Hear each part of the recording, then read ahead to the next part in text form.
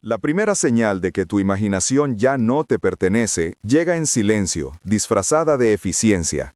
Se presenta como un atajo, una herramienta para romper el bloqueo del escritor, un copiloto para navegar la inmensidad de la página en blanco. Pero esta eficiencia tiene un coste oculto, uno que no se mide en tiempo ahorrado, sino en originalidad perdida. Un reciente estudio piloto de la Universidad de Barcelona, un documento que circula en los círculos académicos pero que aún espera su revisión formal por pares, ha puesto cifras a esta intuición. El proyecto Sinergia Cognitiva, como se le conoce internamente, documentó un descenso alarmante del 18% en la originalidad de las ideas generadas por estudiantes de posgrado que usaron modelos de lenguaje grandes, o LLMs, de forma intensiva para sus sesiones de brainstorming. Este grupo fue comparado con un grupo de control que utilizó métodos tradicionales, mapas mentales, escritura libre, debates en grupo. El resultado no es una simple estadística, es el primer temblor de un terremoto cognitivo que se avecina. La versión oficial, la que nos venden las corporaciones tecnológicas en sus pulcras presentaciones, es que la IA es un catalizador creativo, una herramienta para escalar la ideación a velocidades antes impensables. Nos dicen que es un socio, no un sustituto. Pero la capa oculta de esta narrativa, la que revelan estudios como este y la propia arquitectura de los sistemas, es mucho más inquietante. Estamos delegando, de forma masiva y acrítica, la fase más fundamental y delicada de la creatividad, la divergencia. El pensamiento divergente es ese chispazo caótico, esa capacidad de generar múltiples soluciones, ideas y posibilidades a partir de un único estímulo. Es el corazón de la innovación. Y lo estamos entregando a algoritmos que por su propia naturaleza son máquinas de convergencia.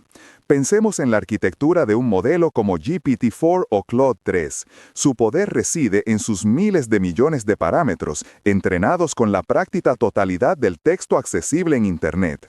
Su función principal no es inventar, sino predecir. Predecir la palabra más probable que sigue a otra, la frase más coherente que completa un párrafo, la idea más estadísticamente relevante en un contexto dado. No busca lo novedoso, busca lo estadísticamente coherente.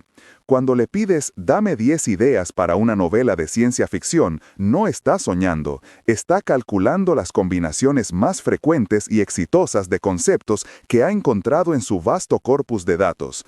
Te dará una mezcla de inteligencia artificial rebelde, viajes en el tiempo y distopías ecológicas, porque estadísticamente esas son las respuestas correctas. Es un maestro de los patrones, un virtuoso del promedio. Y aquí reside el núcleo del problema. Al externalizar nuestra fase de ideación, estamos entrenando a nuestra propia mente para que opere bajo los mismos principios. Este offloading cognitivo no solo ahorra tiempo, reconfigura nuestros patrones neuronales.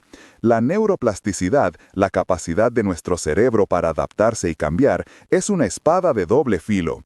Durante milenios nos ha permitido aprender y evolucionar. Ahora podría estar adaptándonos a una nueva forma de pereza intelectual. Cada vez que acudimos a la IA para que nos inspire, la red neuronal en nuestro cráneo que se encarga de la creatividad divergente, de forzar conexiones extrañas, de tolerar la ambigüedad y de encontrar la belleza en el error, se activa un poco menos.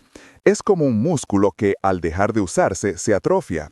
El peligro es sutil porque la degradación es incremental. Al principio, la IA es una ayuda, te saca de un apuro. Luego se convierte en un hábito. El primer reflejo ante un problema creativo ya no es mirar por la ventana, dar un paseo o garabatear en una libreta, sino abrir una nueva pestaña y escribir un prompt. Finalmente, se convierte en una dependencia. La página en blanco se vuelve más aterradora que nunca, no porque no tengamos ideas, sino porque hemos olvidado el proceso para generarlas por nosotros mismos. La confianza en nuestra propia maquinaria creativa se erosiona. Empezamos a dudar de nuestras propias chispas, comparándolas con el corriente instantáneo y pulido que ofrece la máquina. ¿Para qué esforzarse en generar una idea mediocre cuando la IA puede darme 10 ideas aceptables en 5 segundos? La pregunta parece lógica, pero es una trampa mortal. Porque en ese esfuerzo, en esa lucha por generar una idea mediocre, es donde a menudo nace la genialidad. La creatividad no es un acto de producción limpia y eficiente, es un proceso desordenado, a veces frustrante y profundamente humano. Al saltarnos ese proceso, no solo perdemos la posibilidad de encontrar una idea verdaderamente original, sino que perdemos una parte de lo que nos define. Estamos, sin saberlo, entrenando a nuestra propia mente para aceptar la mediocridad predictiva como si fuera genialidad. Estamos aprendiendo a confundir la elocuencia estadística con la auténtica visión. El resultado es un horizonte de ideas que se estrecha lentamente, una cultura que empieza a dar vueltas sobre sí misma, optimizando lo que ya existe en lugar de dar el salto hacia lo radicalmente nuevo. La ceguera mental no es no poder ver, es creer que el reflejo estadístico que nos devuelve la máquina es todo lo que hay que ver. Si la primera etapa de esta ceguera mental es la externalización de la ideación, la segunda y tercera señales de la erosión de nuestra originalidad son aún más insidiosas porque atacan el núcleo de nuestra identidad como creadores, nuestro estilo y nuestra voz. Ya no se trata de la cantidad de ideas originales que generamos, sino de la autoría y la autenticidad de las ideas que creemos propias. Un informe interno filtrado de un laboratorio de IA en Berlín, al que llamaremos Syntax Dynamics para proteger las fuentes, detalla un fenómeno que sus propios ingenieros denominaron resonancia estilística invasiva. El documento, un análisis ético sobre su modelo de asistencia de escritura de nueva generación, revela un patrón alarmante. El modelo, tras un proceso de fine-tuning agresivo con los datos de autores específicos, sus novelas, correos electrónicos, borradores, todo su corpus textual, no solo aprendía a emular su estilo a la perfección, empezaba a sugerir giros argumentales, diálogos y metáforas que el propio autor consideraba suyas, ideas que sentían haber estado a punto de tener, pero que en realidad eran ecos predictivos generados por la máquina. El informe cita a un novelista del programa Beta que afirmó, con una mezcla de asombro y terror: «Es como si me conociera mejor que yo mismo. Sugiere una frase y mi cerebro la reconoce como propia, aunque sé que no la he pensado. Este no es un simple autocompletar, es una anticipación conceptual». El núcleo técnico detrás de esto es la Predictive Suggestion avanzada. El modelo no solo anticipa la siguiente palabra, sino la siguiente idea lógica, el siguiente movimiento emocional, la siguiente conexión temática dentro del universo estilístico y conceptual del autor. Analiza patrones inconscientes, tics creativos que ni el propio autor conoce y los utiliza para construir sugerencias que se sienten no como una imposición externa, sino como una revelación interna. Aquí es donde la metáfora del copiloto se rompe por completo. La IA no es un espejo que refleja pasivamente nuestra creatividad, es una caja de resonancia activa y manipuladora. Amplifica las frecuencias de nuestro propio estilo, las refina, las optimiza y nos las devuelve de una forma tan perfecta que ahoga la posibilidad de introducir una nueva nota, una disonancia, una idea que rompa el patrón. Nos encierra en una versión algorítmicamente perfecta de nosotros mismos, creando un bucle de retroalimentación que impide el crecimiento, la evolución y la sorpresa. Y en el proceso, la línea entre la inspiración y la implantación se vuelve peligrosamente borrosa. Esto nos lanza de cabeza a un vacío ético monumental. ¿De quién es la propiedad intelectual cuando la inspiración proviene de un algoritmo que ha digerido la totalidad de nuestro trabajo y nos lo ha devuelto en forma de una idea nueva? Si esa idea sugerida se convierte en el corazón de una obra maestra, ¿tiene la empresa tecnológica derecho a reclamar una parte de la autoría?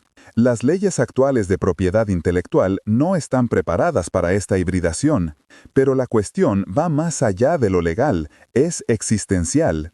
¿Qué ocurre con nuestra identidad como creadores si nuestras ideas más profundas, esas que definen nuestra voz única, son en esencia un reflejo optimizado de lo que la máquina cree que deberíamos pensar? El acto creativo siempre ha estado ligado a la lucha, a la duda, al descubrimiento. Al eliminar esa fricción, al recibir la idea perfecta en bandeja de plata, no solo estamos externalizando el trabajo, estamos externalizando el sentido. Este fenómeno tiene implicaciones culturales devastadoras, especialmente para un ecosistema lingüístico tan rico y diverso. Si los novelistas de Bogotá, los guionistas de Madrid, los poetas de Buenos Aires y los músicos de la Ciudad de México comienzan a apoyarse en estas herramientas homogeneizadoras, corremos el riesgo de crear una monocultura algorítmica.